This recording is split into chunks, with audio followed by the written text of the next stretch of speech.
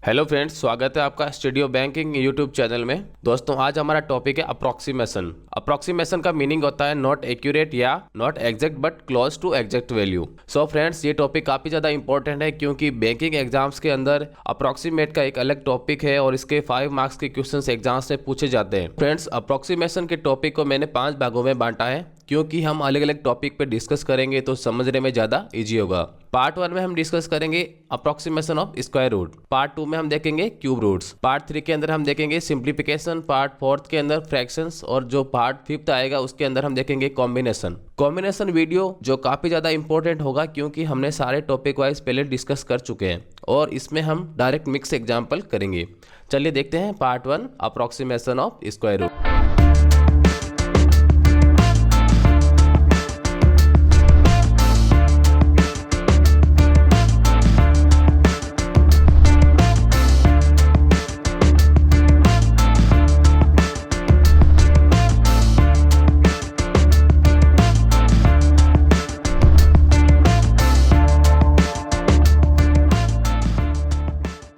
Friends, approximation में हम digital root method या यूनिट डिजिट मेथड दोनों को हम अप्लाई नहीं करेंगे क्योंकि ये मेथड्स एक्यूरेट आंसर के लिए यूज होता है।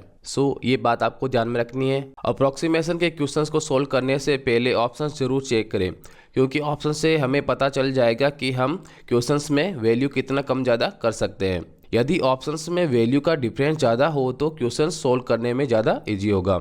ऑप्शन चेक करना काफ़ी इंपॉर्टेंट होगा। चलिए देखते हैं एग्जाम्पल। सबसे पहले हम ऑप्शन चेक करेंगे। जैसे इसके अंदर 38, 68, 18, 84 और 98 है। इन सब में काफ़ी डिफरेंस है। एक चीज़ मैं आपको बता दूं, अप्रोक्सीमेट में 5th option none of this कभी नहीं आ सकता क्योंकि हमें एक्यूरेट आंसर फाइंड आउट नहीं करना होता है। इसमें हम नियरेस्ट आंसर फाइंड आउट करेंगे। ये चीज़ आपको ध्यान में रखना है। अब हम चेक करेंगे 45-90 के आसपास के परफेक्ट स्क्वायर्स, जिससे हमें आइडिया हो जाएगा कि किस स्क्वायर के नज़दीक है। 60 का स्क्वायर होता है 3600, बट ये 3600 से बड़ी वैल्यू है। फर्स्ट स्टेप से हमें पता चल गया कि 60 से ये स्क्वायर बड़ा होगा। अब हम लेते हैं 70 का स्क्वायर। 70 का स्क्वायर होता है 4900।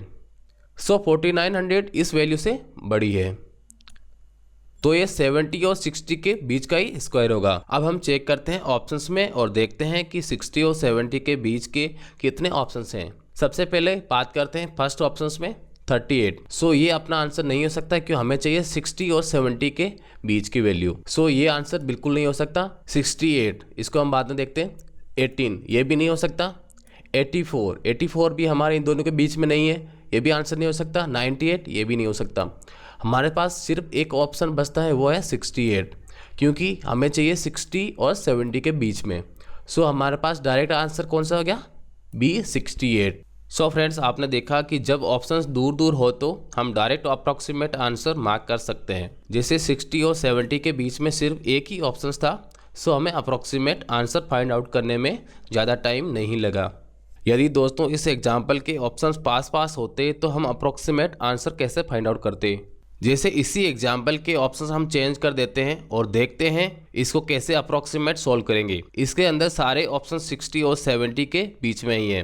पहले वाला मेथड इसमें यूज नहीं कर सकते। अब हम यूज करेंगे smart method. Smart method use करके हम इस टाइप के क्वेश्चंस को भी सॉल्व कर सकते हैं। चलिए देखते हैं इसको कैसे यूज करना है। स्मार्ट मेथड में हम 3 स्टेप फॉलो करेंगे। स्टेप 1, इसके अंदर आपको परफेक्ट स्क्वायर जो वैल्यू के सबसे नजदीकी है, जैसे यहां से हम लेंगे 60 का स्क्वायर तो ये हो जाएगा 60 प्लस यहां पे इसलिए लिया क्योंकि ये 60 से ज्यादा होगा। Second step, perfect square minus approximate value. Friends, इसमें हम माइनस करेंगे सेकंड स्टेप में तो ये हो जाएगा 4590 माइनस 3600 990। तो यहाँ पे हम करेंगे 990। थर्ड स्टेप हम करेंगे इसमें से divide, perfect square into 2। Perfect square लिया था हमने 60 इंटू 2। फ्रेंड्स, ये थे 3 इजी स्टेप जो आपको फॉलो करने हैं। सबसे पहले हमने क्या किया, इस वैल्यू के नजदीकी परफेक्ट स्क्वायर को लिया जो था 60 का स्क्वायर। 60 का स्क्वायर यहाँ पर लिख दिया। उसके बाद में प्लस का साइन, प्लस किस लिए लिया क्योंकि ये 60 से ज्यादा है। उसके बाद में क्या किया, सेकंड स्टेप में इसको इसमें से घटा दिया जो मिला हमें आंसर 990। उसके बाद में किया थर्ड स्टेप में डिवाइड, जो ये संख्या है इसका इंटू 2। सो फ्रेंड्स ये 3 इजी स्टेप थे जो हमने इसमें फॉलो किए।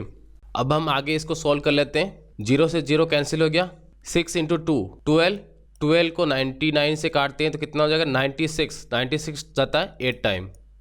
सो फ्रेंड इसको हम अप्रोक्सीमेट भी काट सकते हैं, तो ये हो जाएगा 6 + 8 68। सो फ्रेंड्स अपना आंसर हो गया 68। सो फ्रेंड्स ये बहुत ईजी मेथड है, आपको समझ में आ गया होगा। एक और एग्जांपल लेते हैं जिसके अंदर भी यही मेथड यूज करेंगे।